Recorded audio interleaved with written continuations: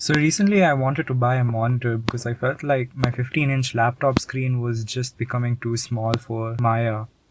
And so after browsing Amazon for hours, I decided to buy this 24-inch monitor from Dell.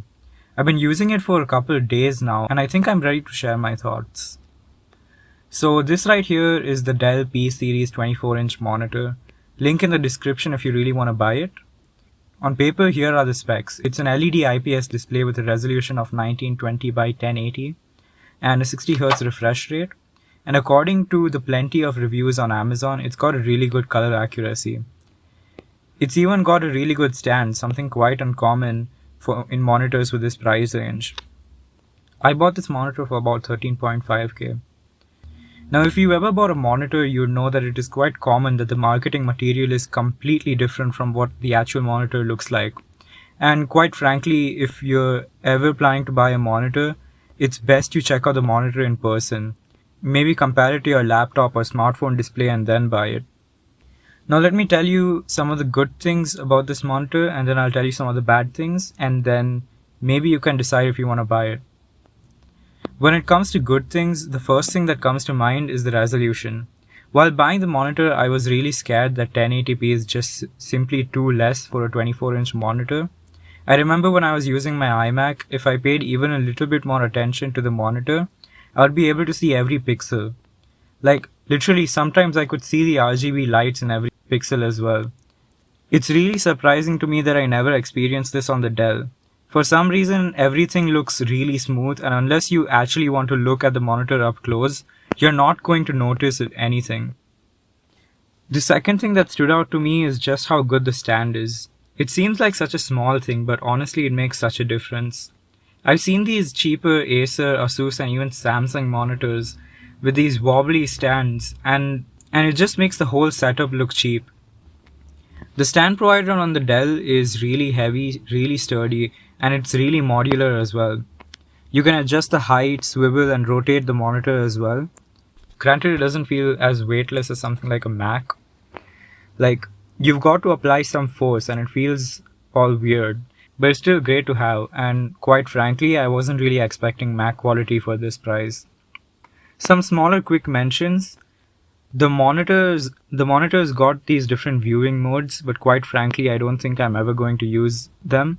I don't think I'm ever going to switch from the normal mode. It's got a butt ton of ports, here are all of them. When it comes to the bad thing, I didn't realize that Dell doesn't provide a HDMI cable. Instead, they provide a DisplayPort cable, which I guess makes sense, but it's worth mentioning. Also, there's these flimsy buttons on the bottom. They get the job done, but it's like when you press the button, it shakes the whole monitor, and it's a small thing, but sometimes it annoys me so much that I just want to exit the monitor's menu page as soon as possible. Also, you'd think that because it's an IPS panel, you'd be able to look at it from any angle and the colors would look the same. But be warned, it's not like that. I think the reason for that is that it's got an anti-glare coating, which really does help when you're working for long hours, because what it does is it decreases the reflections from other light sources, which helps in preventing eye strain. Okay, also one last thing, I didn't realize all the way up until the very end, this monitor doesn't have speakers. If speakers is a priority for you, then yeah. But otherwise, for me personally, I think my laptop speakers are good enough and it gets the job done. Okay, I want to talk about colors for a moment because it's a little bit hard for me to judge if it's good or bad. When I straight up compare it to my laptop, I realize that my laptop has definitely got better colors. But I don't know exactly what it is. Maybe the saturation is less, or maybe the colors lose their poppiness once there's an anti-glare coating on top of the monitor. I'd say it's fine for like basic color correction, like you could even enjoy Netflix on it. It's really not that bad, but if you're a professional, I highly recommend you check it out yourself in person, and don't trust the Amazon reviews. Like, it genuinely feels like the people that review monitors on the internet always have a good opinion of whatever they buy. Here are my conclusions. For me personally, this monitor has helped me reduce my eye strain by a huge amount. It's just simply better to be using Maya on a larger screen. All those smaller buttons on the software made my eyes strain when I was using it on a 15-inch screen. The monitor as a product, it's simply you get what you pay for. It's a great 24-inch 1080p monitor with decent colors and a good stand.